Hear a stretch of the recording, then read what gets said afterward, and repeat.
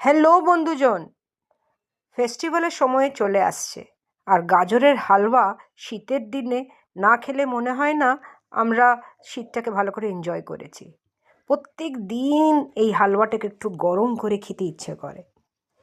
আমার অনেক ক্লায়েন্টস আছে যারা সির্ফ গাজরের হালুয়া চায় আমার থেকে। গাজরটা কুড়ে নিয়ে একটা দুটো সিটি মেরে দেবেন একটু দুধ দিয়ে।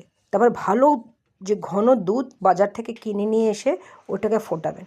আমি এটা 1 লিটার দুধে 1 কেজি গাজর দিয়ে বানিয়েছি।